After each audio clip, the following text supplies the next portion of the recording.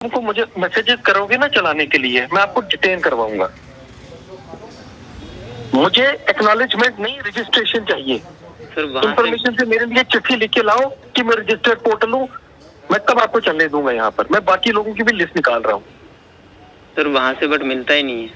मुझे नहीं पता है। मैं आपको you come with valid document कि you are a news portal www कौन सा है, कंटेंट एनालिसिस करवाओ, अपनी क्वालिफिकेशन मुझे बताओ क्या है, फिर मैं चलने दूंगा यहाँ पर। इस तरह नहीं, और मुझे इस तरह मैसेजेस मत करो। आज़ादी के साथ राम डिस्ट्रिक्ट के अंदर नहीं करने दिया जा रहा है। मुबशर, जहाँ तक मेरे को मालूम चला है कि आपने कोई नोटिस वगैरह भी भेजा था, क्या था वो नोटिस? मतलब अदालत का भी दरवाज़ा खटकाना चाह रहे हैं? मैंने जी अगर मैं क्योंकि मैंने डीसी साहब के पास काफ़ी ज़्यादा बार मैं गया, वहाँ पे डॉक्यूमेंट दिखाए, क्योंकि उन्होंने साफ इनकार कर दिया कि मैं इन चीज़ों को नहीं मानता। वो कहते हैं कि चाहे देश के किसी भी कोने के अंदर जो है एक्नॉलेजमेंट बेसिस पे काम हो, लेकिन मैं यहाँ पे काम नहीं करने दूंगा। इसके ऊपर मैं रिजेक्ट करता हूँ इन चीज़ों को। मैंने अब अदालत का भी दरवाज़ा खटखटाया, क्योंकि इंसाफ का दरवाज़ा वही है और इंसाफ का घर वहीं पर है, और वहीं से हमें इंसाफ मिल सकता है। जो हमारी आवाज़ दबाई गई है, हमें लगता है कि अदालत से ही हमारी आवाज़ जो है वो वापस एक बार फिर से आएगी। मैंने लीगल नोटिस भी भेजा हुआ है डीसी साहब को। और आप देख रहे हैं न्यूज़ सैर इंडिया और मैं हूं अरफाज अहमद डैंग। आज से लगभग 1.5 महीना पहले डीसी रामबन के द्वारा एक ऑर्डर निकाला गया था, जिसमें सोशल मीडिया पे काम करने वाले लगभग 7 जो पोर्टल्स थे उनको बैन कर दिया गया था। उन्हीं में से एक मुबशर नज़ीर हमारे साथ मौजूद हैं, जो डिस्ट्रिक्ट रामबन से जम्मू पहुंचे हैं, और ये भी एक सोशल मीडिया प्लेटफॉर्म पे काम कर रहे थे। इनका जो न्यूज़ पोर्टल है उसको भी जो है बैन कर दिया गया था वहाँ पे, और क्या कुछ इनका कहना है, इनसे बातचीत करते हैं। मुबशर, क्या पूरा हुआ था, क्या डिटेल्स हैं आपके पास और क्या कहना चाहते हैं? सबसे पहले आपका बहुत बहुत स्वागत है और समय देने के लिए भी शुक्रिया। सबसे पहले मैं आपको बता दूं कि 16 अगस्त को डीसी रामबन की तरफ से जो है वो एक ऑर्डर जारी होता है, और उस ऑर्डर के अंदर ये मेंशन किया जाता है कि 7 न्यूज़ पोर्टल के ऊपर जो है वो प्रतिबंध किया गया, पाबंदी आयद की गई। और ये पाबंदी क्यों आयद की गई वो भी मैं आपको बता दूं कि पाबंदी इसलिए आयद की गई कि उसमें ये मेंशन किया गया था कि ये लोग ब्लैकमेलिंग और हरास करते हैं और फेक न्यूज़ जो है वो पब्लिश करते हैं, और गवर्नमेंट की जो इमेज है उसको ख़राब करते हैं। और ये भी कहा गया उसमें कि हमने इन्हें समय भी दिया था डॉक्यूमेंट्स को पहुंचाने के लिए इंफॉर्मेशन ऑफिस में। ये लोग नाकाम हो गए इंफॉर्मेशन ऑफिस में डॉक्यूमेंट पहुंचाने के लिए। समय दिया था? जी, समय दिया था, और समय के अंदर मैंने इंफॉर्मेशन ऑफिस में अपनी फ़ाइल भी जमा करवाई, सबमिट करवाई। रसीद ली थी? वहाँ से रसीद नहीं मिलती है किसी भी कोई भी जब वहाँ पर सबमिट करवाने जाता है अपनी फ़ाइल को, वहाँ से कोई भी रसीद नहीं मिलती है। रामबन में? जी, इंफॉर्मेशन ऑफिस में। ये 30 जुलाई को मैंने अपनी फ़ाइल जो है वो वहाँ पर सबमिट किया, और 16 अगस्त को जो है डीसी रामबन की तरफ से एक ऑर्डरनामा जारी होता है, और इसमें इस ऑर्डर के अंदर ये चीज़ें लिखी होती हैं। और 30 जुलाई को जैसे मैं वहाँ पर गया इंफॉर्मेशन ऑफिस में, तो वहाँ पर एक व्यक्ति इंफॉर्मेशन ऑफिस में एक एम्प्लॉय की सीट पर बैठा हुआ था। तो कोई भी अनजान व्यक्ति वहाँ पर जाएगा तो वो सोचेगा कि ये एम्प्लॉय ही है, क्योंकि एम्प्लॉय की सीट पर मैं नहीं बैठूंगा, एम्प्लॉय ही बैठेगा। तो मैंने जैसे वहाँ पर फ़ाइल दी तो मुझे कहा गया कि आप जाओ, यहाँ पर विजय कुमार नहीं है, आप जाइए, हम आपकी फ़ाइल दे देंगे। मुझे लगा ये इन्फॉर्मेशन ऑफिस का एम्प्लॉई है। लेकिन उसके बाद जब 16 तारीख को ये ऑर्डर निकलता है डीसी साहब की तरफ से कि सेवरल पोर्टल्स पर जो है वो बैन किया गया है, मैं तब शॉक हुआ कि मेरे डॉक्यूमेंट्स तो मैंने इन्फॉर्मेशन ऑफिस में दिए हैं। और उसके बाद 17 तारीख को मैं 17 अगस्त को मैं फिर इन्फॉर्मेशन ऑफिस में पहुँचा, लेकिन वहाँ पर मेरी फ़ाइल जो है वो मिसप्लेस है। मैंने जब इन्फॉर्मेशन के एम्प्लॉय से पूछा कि भाई मेरी फ़ाइल कहाँ है, मैंने फ़ाइल दिया है 30 जुलाई को, टाइम मैंने इनको बताया कि 12:45 बजे मैंने दी है, अगर आपके पास सीसी कैमरा है देन यू कैन चेक। लेकिन उन्होंने कहा कि यहाँ पर कोई भी एरा गेरा आता रहता है, यहाँ पर कोई भी बैठ सकता है। वो व्यक्ति आपको मिला जिसको आपने फ़ाइल दी थी? सर, मैं फर्स्ट टाइम गया था इन्फॉर्मेशन ऑफिस में, उस व्यक्ति की पहचान मुझे नहीं, मुझे उसका चेहरा याद नहीं था। अगर मुझे उसका चेहरा याद होता देन एग्जैक्टली मैं उसकी पहचान कर ही लेता, लेकिन वहाँ पर उस बंदे की मुझे पहचान नहीं थी। ठीक है, उसके बाद क्या किया? उसके बाद मैंने दोबारा से मैं डीसी साहब के पास गया, तो उन्होंने कहा कि भाई मैं आपको काम नहीं करने दूंगा, आप लोगों ने इमेज ख़राब कर दी है सरकार की, आप लोग फेक न्यूज़ जो है वो रन करते हैं। तो उसके बाद मैंने फिर एक बार जो है वो अपनी फ़ाइल दोबारा से बनाई पूरे डॉक्यूमेंट्स के साथ। तो फिर उसके बाद मैंने इन्फॉर्मेशन ऑफिस में वो फ़ाइल जमा करवाई।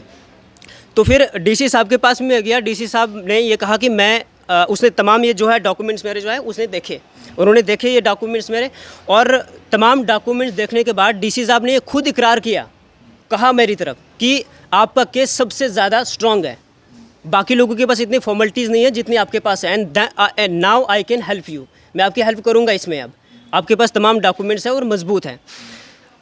मैंने उनसे ये भी कहा सर कि मैंने बोला कि आपने मिनिस्टर ऑफ इंफॉर्मेशन वहाँ ब्रॉडकास्ट में अपनी डिटेल दिया, उसका एक्नॉलेजमेंट आपको आया, लेकिन एक्नॉलेजमेंट मुझे जो है वो व्हाट्सएप के द्वारा सेंड कर देना। मैंने सेंड किया तो जी पर्सनल नंबर पे मैंने सेंड किया उनको। तो उसके बाद जैसे ही मैंने सेंड किया तो फिर मैंने डीसी साहब को दोबारा से मैसेज किया, मैंने कहा सर मैंने तमाम चीज़ें जो है वो सेंड कर दी है, और ministry of information and broadcast में मैंने कांटेक्ट किया और मैंने उनसे ये कांटेक्ट किया, मैंने कहा कि सर यहाँ पर डीसी साहब जो है वो एक्नॉलेजमेंट बेसिस पर नहीं मान रहे, क्योंकि डीसी साहब ने ये कहा कि मैं एक्नॉलेजमेंट बेसिस पे आपको काम नहीं करने दूंगा। तो मैंने दोबारा उनके साथ कांटेक्ट किया, मैंने कहा सर एक्नॉलेजमेंट बेसिस पे डीसी साहब काम नहीं करने देते हैं। तो उन्होंने कहा कि डीसी साहब से बाय रिटर्न ले लो, उनको कहो कि रिटर्न में लिख के दे दे, हम फिर देखते हैं कि क्या करना है। और डीसी साहब को मैंने कहा कि सर वो मांग रहे हैं कि आप हमें रिटर्न में लिख के दो, और डीसी साहब ने कहा कि नहीं, उनको कहो कि आप हमें लिख के दो कि ये रजिस्टर्ड है। हालांकि मेरे पास एक्नॉलेजमेंट है, क्योंकि पूरे देश के अंदर जो है वो एक्नॉलेजमेंट बेसिस पे चैनल चल रहे हैं, लाखों चल रहे हैं, लेकिन डिस्ट्रिक्ट रामबन के अंदर मुझे समझ में नहीं आ रहा है कि एक्नॉलेजमेंट बेसिस पे काम क्यों नहीं करने दिया जा रहा है। और उसके बाद डीसी साहब को मैंने फिर दोबारा से जो है वो फ़ोन किया और मैंने कहा कि सर मैंने जम्मू कश्मीर इंफॉर्मेशन डिपार्टमेंट से भी कांटेक्ट किया, जिससे डीसी साहब ने मुझे कहा था कि आप जेके इंफॉर्मेशन डिपार्टमेंट में भी जो है वो ये राब्ता करो, क्योंकि वो मेरे पास सारी चैट है डीसी साहब की, और मेरी जो भी चैट हुई है वो मैंने अभी भी रखी हुई है। तो मैंने फिर जेके इंफॉर्मेशन डिपार्टमेंट में भी ये संपर्क किया कि सर क्या सर एक्नॉलेजमेंट बेसिस पे काम होता है, क्या कोई परमिशन की ज़रूरत पड़ती है, क्या कोई रजिस्ट्रेशन की ज़रूरत पड़ती है। उन्होंने कहा कि हमारे पास इसका कोई भी प्रोविज़न अभी जम्मू के अंदर नहीं है। तो फिर उन्होंने कहा कि एक्नॉलेजमेंट बेसिस पे लाखों चैनल चल रहे हैं, तो आप भी चला दीजिए। फिर मैंने डीसी साहब को जो है वो कॉल की, और डीसी साहब ने कहा कि मैं आपको एक्नॉलेजमेंट बेसिस पे काम नहीं करने दूंगा, आपको जो भी करना है आप कर लीजिए, लेकिन मैं इस पे काम नहीं करने दूंगा। पिछले लगभग 1.5 महीना हो चुका है, अगर एक दिन भी काम बंद रहे ना, एक रिपोर्टर या एक जर्नलिस्ट वो कभी भी रह नहीं सकता है काम के बिना। तो आपको इतना समय क्यों लगा? अगर वहाँ पे रामबन में आपकी आवाज़ कोई नहीं सुन रहा था, तो जम्मू पहुँचने में आपको इतना समय क्यों लगा? सर असल में बात क्या कि रामबन के अंदर मैंने बाकी जो हमारी मीडिया बरादरी है उनसे भी बात की मैंने, लेकिन उनका मुझे रिस्पांस सही तरह से नहीं आया। उन्होंने कहा कि हमारी एसोसिएशन हमें इजाज़त देगी तब हम जो है इसके ऊपर काम करेंगे। लेकिन मैं ये उनको ही कहना चाहता हूँ कि भाई जब डीसी साहब की तरफ से ऑर्डर निकाला गया था तब किस एसोसिएशन ने आपको इजाज़त दी थी कि न्यूज़ फैलाने के लिए? उससे पहले इन्होंने सोचा नहीं, हमसे बात ही नहीं की। अगर मीडिया, अगर जर्नलिस्ट के एथिक्स जो हैं इन लोगों ने अगर सही से पढ़े हैं, कुछ ऐसे भी रिपोर्टर हैं जिन्होंने ये कहा कि जर्नलिज्म का जो है जर्नलिज्म का एक एथिक्स होता है, उनका अपना रूल होता है कि वो दोनों पक्षों को देखता है, दोनों पक्षों को। लेकिन उस दिन क्या ये लोग वो दोनों पक्ष भूल गए? इन्होंने डीसी साहब के ऑर्डर को तो ज़रूर सुर्खियों में लाया, लेकिन हमारा जो है वो हमारा पक्ष लेना भूल गए। इन्होंने हमसे एक बार नहीं पूछा कि आपका क्या इसके ऊपर रिएक्शन है, क्या आप सच में किसी व्यक्ति को जो है वो ब्लैकमेल कर रहे हैं, किसी गवर्नमेंट एम्प्लॉय को जो है वो ब्लैकमेल कर रहे हैं, हरास कर रहे हैं। इन्होंने हमारे से कोई भी बात नहीं की। ऑर्डर आया और खुल्लम खुल्ला जो है उसको पब्लिश किया। इससे हमारी जो है वो इमेज भी डाउन हो गई है, समाज के अंदर गलत मैसेज किया, हमारे नाम का गलत मैसेज किया कि हम लोग ब्लैकमेल करते हो, हरास करते हैं। हालांकि पुलिस हमें कैरेक्टर सर्टिफिकेट देती है। ऑर्डर निकलने के बाद पुलिस ये खुद कहती है कि भाई there is nothing against you, आपके खिलाफ कुछ भी ऐसा नहीं है। जी, मेरे पास अभी भी कैरेक्टर यहाँ पर मौजूद है, और 16 अगस्त के बाद वाला कैरेक्टर मेरे पास अभी भी मौजूद है। और पुलिस हमें कैरेक्टर दे रही है, यहाँ से डीसी साहब कह रहे हैं कि भाई कि आप हरास करते हो, आपके खिलाफ कंप्लेंट है। पुलिस के पास कोई कंप्लेंट ही हमारा नहीं है, पुलिस खुद बता रही है भाई आप साफ़ सुथरे हो। बताओ, आप रहते कहाँ पे हो? रामबन डिस्ट्रिक्ट में कहाँ पे? सर मैं रामबन डिस्ट्रिक्ट का ये पोगल परिस्तान धर्मस्था पंचायत बी के अंदर से बिलोंग करता हूँ। और इससे पहले आप क्या करते थे? जर्नलिज्म में कब से? मुझे अरसा 2 साल हो गया। उससे पहले मैं कुछ भी नहीं करता था, बस स्टडी कर रहा था मैं। तो उसके बाद जो है वो जर्नलिज्म प्रोफेशन में आया। और क्योंकि उम्र कितनी है आपकी? मेरी इस वक्त 23-24 है जी। तो कितना समय हुआ आपको काम करते? 2 से 2.5 साल हो गए मेरे जी। तो इससे पहले आपने ये नहीं सोचा कि मैं किसी और के साथ पहले काम सीख लूँ, देख लूँ, कुछ इस तरह का? सर नहीं, मैं इससे पहले भी शुरुआत में मैं एक चैनल के साथ था, तो मतलब मुझे नहीं पसंद आया। उसके बाद उनके साथ काम करना, मैंने सोचा कि मैं खुद अपने आप को डेवलप करूँगा, खुद में अपने आप को किसी हद तक पहुंचाने की कोशिश करूँगा। कोई लोग गए मतलब कभी थाने में, चौकी में कंप्लेंट्स लेके कि मुबशर ने ऐसा नहीं करना था, ऐसा कर दिया, या इसने हमें ब्लैकमेल किया, या कोई रिपोर्ट या कोई कंप्लेंट आपके खिलाफ हुई है?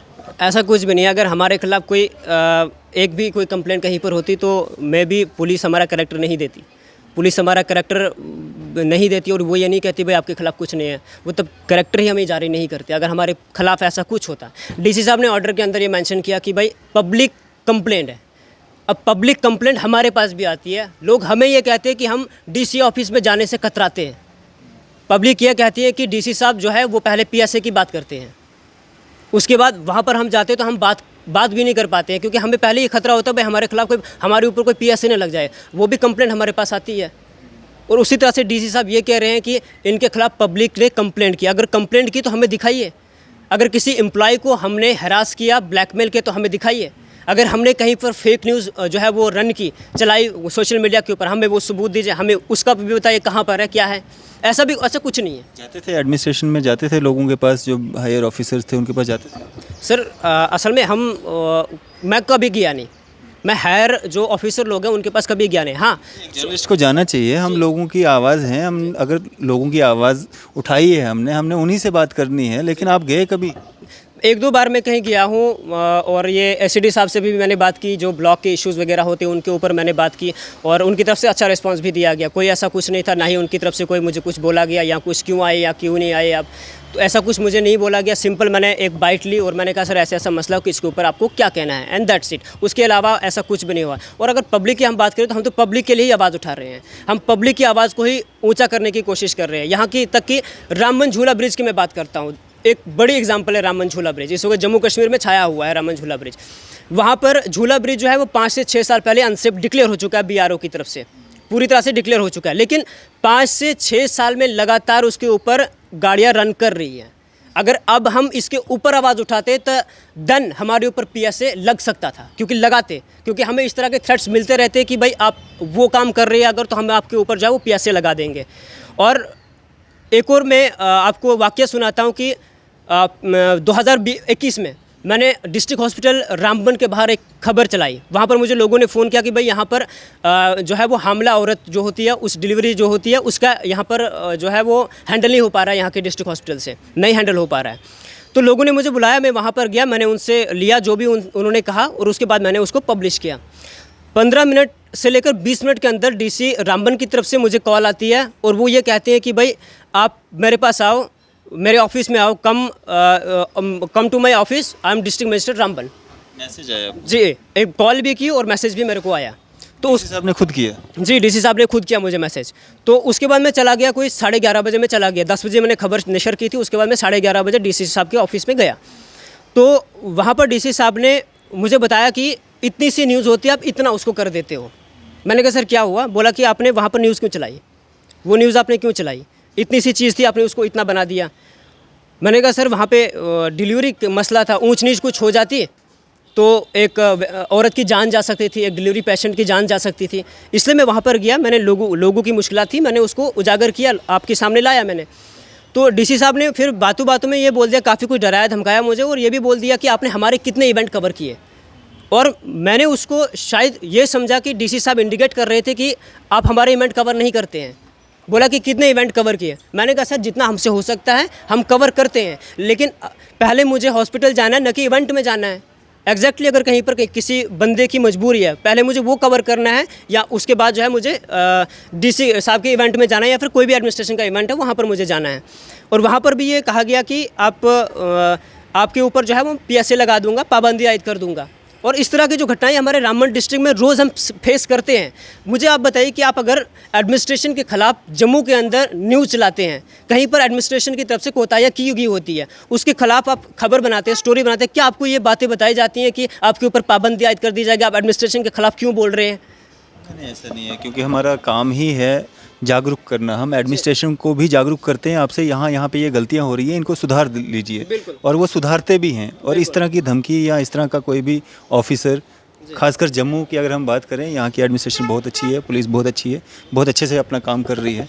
लेकिन ये तो नई बात हम सुन रहे हैं कि आपको डीसी साहब खुद फ़ोन भी कर रहे हैं, मैसेज भी कर रहे हैं, धमकियाँ भी दे रहे हैं। आपके पास कोई सबूत है इस बात का कि आपको वो धमकियाँ दे रहे हैं या कुछ इस तरह का बोल रहे हैं? बिल्कुल मेरे पास मैसेज भी है एंड कॉल रिकॉर्डिंग भी मेरे पास है। मेरे पास जी कॉल रिकॉर्ड्स जो हैं पब्लिकली लोगों को सुनाएं ताकि लोगों को भी पता चले आप सच बोल रहे हो या झूठ बोल रहे हो।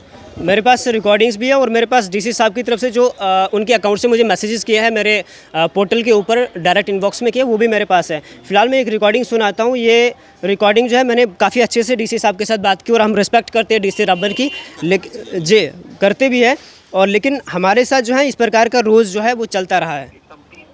काउंसिल ले लो। अस्सलाम वालेकुम सर। वालेकुम। सर मैं मुबस्सिर नज़ीर बात कर रहा हूँ। मुबस्सिर नज़ीर डेंग सर। हाँ बताओ। सर मैंने उनके साथ कांटेक्ट भी किया था जेके इंफॉर्मेशन डिपार्टमेंट के साथ। सर उन्होंने कहा कि कोई भी वहाँ से सर्टिफिकेट या परमिशन नहीं मिलता है, एक्नॉलेजमेंट ही मिलता है। अच्छा जी सर। ठीक है, एक्नॉलेजमेंट के बेसिस पे मैं काम नहीं करने दूंगा। जी सर। एक्नॉलेज के बेसिस पे मैं आपको रिपोर्टिंग करने नहीं दूंगा, ठीक है? सर अब वहाँ से वही मिलता है। आप जिस कंपनी के लिए काम करते हो, न्यूज पोर्टल के लिए, जी सर।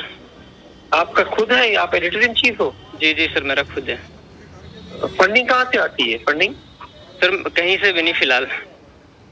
इससे पहले जब आप चलाते थे तो स्पॉन्सरशिप के पैसे का रिकॉर्ड किस में जाता था?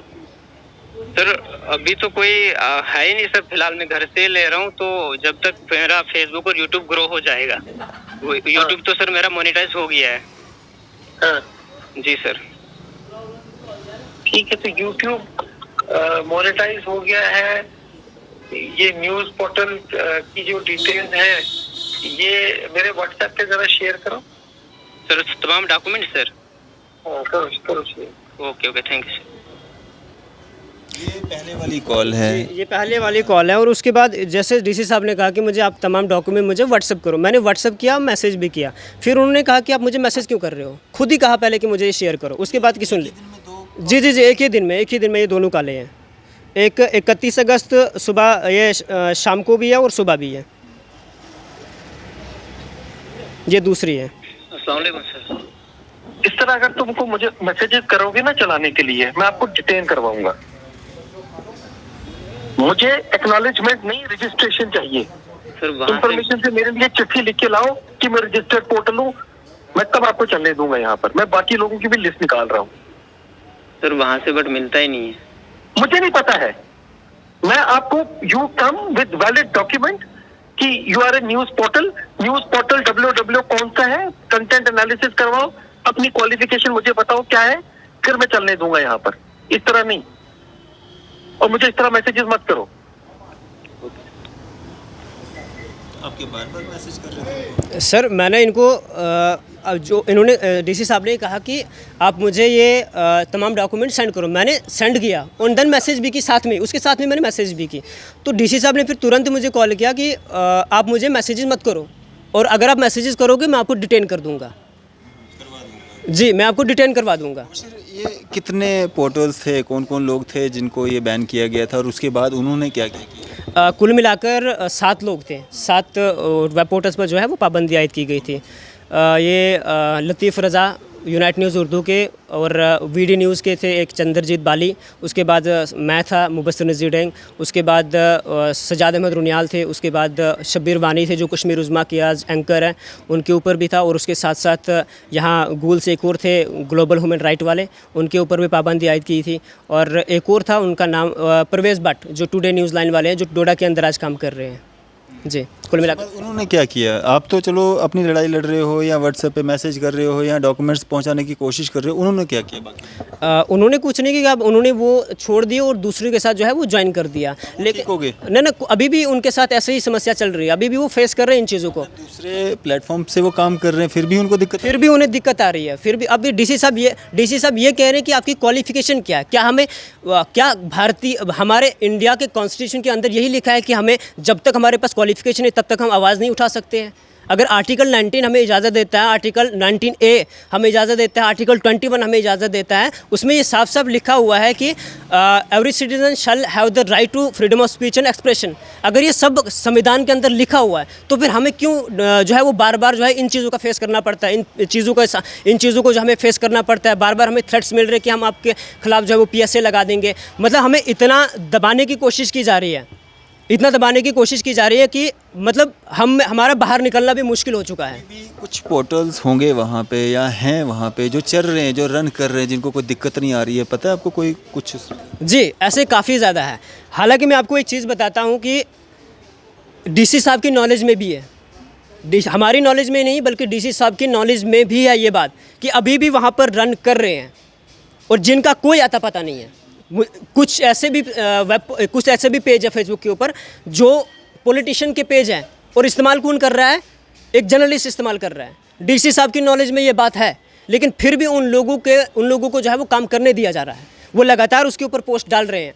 कुछ ऐसे जर्नलिस्ट हैं जो पॉलिटिशियन का जो है वो पेज चला रहे थे, कुछ अपनी मर्ज़ी का चला रहे थे। उन्होंने DC साहब के पास जाकर तकरीबन 16 अगस्त के बाद, तकरीबन 20 दिन के बाद वहाँ पे सरेंडर किया। बोला कि सर हमारे पास ये चैनल्स थे, हम ये चला रहे थे, अब हम इससे दूर हो रहे हैं, हम ये बंद कर रहे हैं। लेकिन DC साहब ने तब तक उनके ऊपर एक्शन क्यों नहीं लिया? इन्फॉर्मेशन ऑफिसर ने, इन्फॉर्मेशन डिपार्टमेंट ने उनके ऊपर एक्शन क्यों नहीं लिया? अगर उनकी नज़रें हमारे ऊपर गड़ी हुई थी, क्यों? लेकिन उन लोगों के ऊपर नज़रें गड़ी क्यों नहीं थी? कारण क्या मानते हो आप इस सब के पीछे? मतलब आप 7 लोगों पे ही जो एक्शन हुआ, आप 7 लोगों का ही नाम जो है वो धूमिल किया गया, कारण क्या मानते हो इसके पीछे? देखिए अरफाज भाई, मैं आपको बताता हूँ कारण सबसे बड़ा और यही है।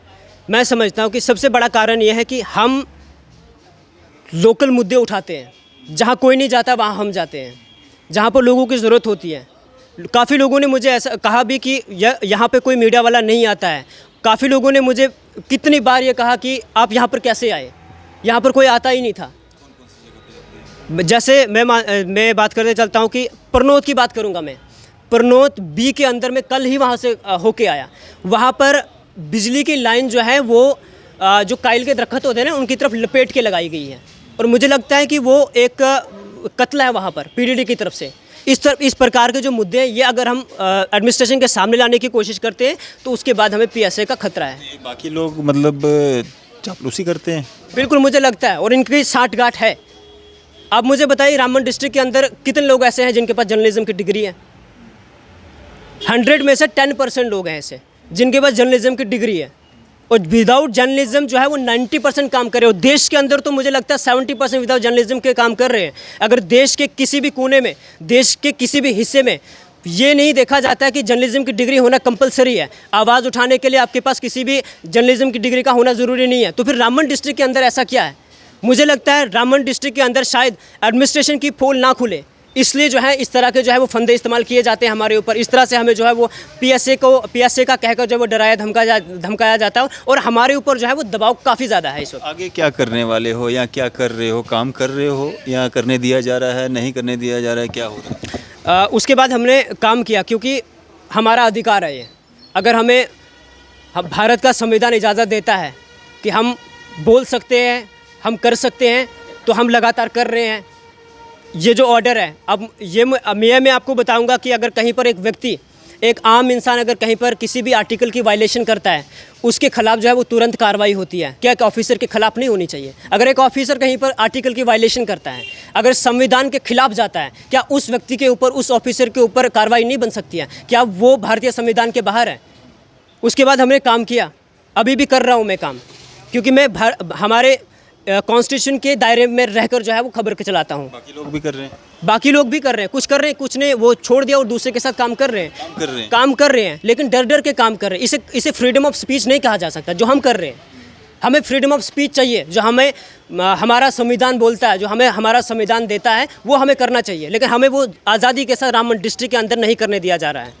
मुबशर, जहाँ तक मेरे को मालूम चला है कि आपने कोई नोटिस वगैरह भी भेजा था, क्या था वो नोटिस? मतलब अदालत का भी दरवाज़ा खटकाना चाह रहे हैं? मैंने जी, अगर मैं, क्योंकि मैंने DC साहब के पास काफ़ी ज़्यादा बार मैं गया, वहाँ पे डॉक्यूमेंट दिखाए, क्योंकि उन्होंने साफ इनकार कर दिया कि मैं इन चीज़ों को नहीं मानता। वो कहते हैं कि चाहे देश के किसी भी कोने के अंदर जो है एक्नॉलेजमेंट बेसिस पे काम हो, लेकिन मैं यहाँ पे काम नहीं करने दूंगा। इसके ऊपर मैं रिजेक्ट करता हूँ इन चीज़ों को। मैंने अब अदालत का भी दरवाज़ा खटखटाया है, क्योंकि इंसाफ का दरवाज़ा वही है और इंसाफ का घर वहीं पर है और वहीं से हमें इंसाफ मिल सकता है। जो हमारी आवाज़ दबाई गई है, हमें लगता है कि अदालत से ही हमारी आवाज़ जो है वो वापस एक बार फिर से आएगी। मैंने लीगल नोटिस भी भेजा हुआ है डीसी साहब को, और लेकिन उनकी तरफ से कोई रिप्लाई नहीं आया है, और अब उनकी तरफ से रिप्लाई नहीं आया, समय भी बीत गया है और अब मैं यहाँ पे जम्मू में आया हूँ। मैं सोचा मैं आपसे पहले बात भी कर लेता हूँ, मैं अपना जो भी मेरा ओपिनियन है वो मैं आपके सामने लाऊंगा कि क्या कुछ हो रहा है हमारे डिस्ट्रिक्ट के अंदर। और अब मैं अदालत में भी जाऊँगा, मैं केस भी कर रहा हूँ, मैंने केस भी ऑलरेडी किया हुआ है और मैं अदालत में मैं इंसाफ के मंदिर में तो ज़रूर जाऊँगा और मुझे उम्मीद है कि मुझे वहाँ से कोई ना कोई इंसाफ मिलेगा। और मेरे जितने भी बाकी जो न्यूज़ पोर्टल के व्यक्ति है, जो बाकी जर्नलिस्ट मेरे साथ हैं, उनको भी जो है वहाँ से जो है इंसाफ मिलेगा ज़रूर। क्या एक मैसेज रहेगा आपका, क्या एक अपील करना चाहोगे? मैसेज तो मेरा यही है कि जितने भी हमारे लोग हैं, रामबन डिस्ट्रिक्ट के हैं या फिर जम्मू कश्मीर के लोग हैं, सबसे कि हमारे डिस्ट्रिक्ट रामबन के अंदर की मैं फ़िलहाल बात करूंगा, वहाँ पर लोगों की आवाज़ दबी हुई है, बहुत ज़्यादा दबी हुई है। हर व्यक्ति पीएसए से डर रहा है, हर लीडर पीएसए से डर रहा है, यहाँ तक कि एडवोकेट पीएसए से डर रहा है, जिसे कानून का पूरा जानकारी है, वो भी इस चीज़ से डर रहा है, पीएसए से, डीसी साहब की धमकियों से। मैं सबसे रिक्वेस्ट करता हूँ कि आप अपने राइट का जो है वो सही से इस्तेमाल करें, क्योंकि आज अगर मेरे ऊपर हुई है, कल मेरे साथी जो लोग हैं उनके ऊपर भी आएगी और बाकी लोगों के ऊपर भी आएगी। आज मैं अदालत के दरवाजे खटखटा रहा हूँ और इससे आपको समझ ये जाना चाहिए कि एक हमारे पास एक ऑप्शन है जहाँ से हम अपना जो हकूक़ है वो हासिल कर सकते हैं, और वो अदालत का दरवाज़ा है और अब वही करने जा रहे हैं। शुक्रिया हमारे से बातचीत करने के लिए। चलिए, बहुत बहुत शुक्रिया सर। तो ये थे हमारे साथ मुबश्शिर नज़ीर। इसी सब पे आपकी क्या राय है? आप भी अपनी राय जो है ज़रूर साझा कीजिएगा। इसी तरह की मज़ीद अपडेट्स के लिए आप देखते रहें न्यूज़ 7 इंडिया। मैं अरफाज़ अहमद, कैमरामैन शाहनवाज के साथ।